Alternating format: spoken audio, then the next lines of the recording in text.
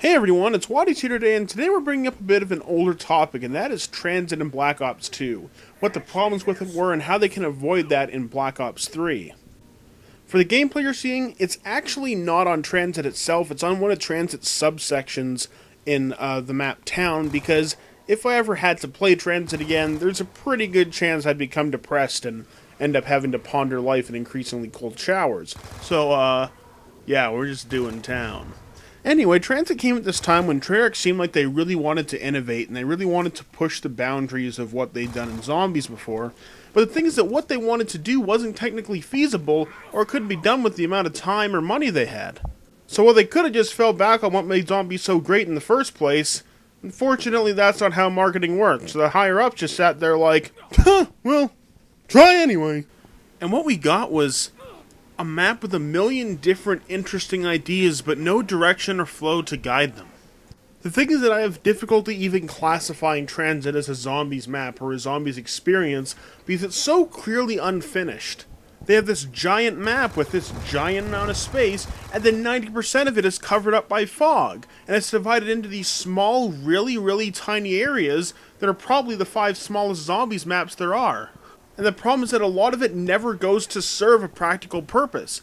The fog and the lava are largely there to hide the graphical glitches or graphical limitations of the consoles. And that means that I'm constantly getting annoyed by something that serves no practical purpose. I can't step 2 feet and not step into some lava and get my screen all blurry. I can't shoot a zombie without having it explode and getting my screen all blurry. I can't walk through the fog without a denizen coming up to me, scratching my face, making me go really slow, and oh, my screen's still blurry from all the fog! But there's another problem in that none of these sections are perfect. You either have a really good wall gun, or you have the random box machine, or you have a good looping area. But rarely do these things ever come together in the map, and that makes it inherently random. Your party is going to be at different places all the time based on what they need or how many points they've made. But the problem is that fast travel around Transit is basically impossible. Say your buddy goes down and you want to save him, you're not going to be able to unless you are directly beside each other in the same area. Well, let's say you're courageous, you want to try, you run through the fog to go and get your buddy. You're just going to get slowed down by the denizens and never make it. Maybe run into a giant lava pool, because why not? But maybe you were lucky, maybe the bus was right there. But then, you don't know if it's going to leave or not. And then, when it does leave, it's probably not going to go to the area that your buddy's actually in. And that's if the bus was even there in the first place for you. And things that I don't necessarily have a problem with calculated risks. Mob of the Dead and Origin have a lot of that, where it's like, if you die on the other end of the map, or in Origins if you die in the crazy place, it's unlikely you're going to be able to revive the other person, but that's a risk that you took going there for the reward of something like getting a staff. Whereas Transit has none of that. It's just an inherent part of the gameplay to split your party up and give you no chance.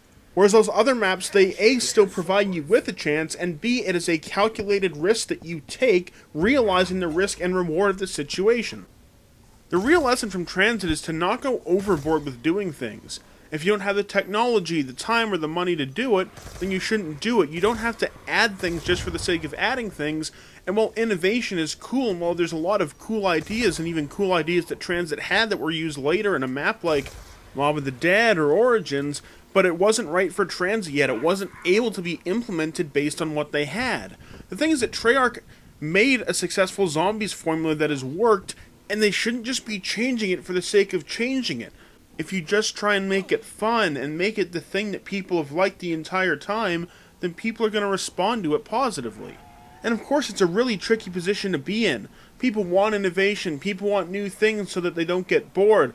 You just have to be cautious about changing the entire mode to the point that I don't recognize it anymore. If you're going to make all these innovations and all these changes, you need to make sure that the core mode is still there, what the core mode is, and what made the core mode so great.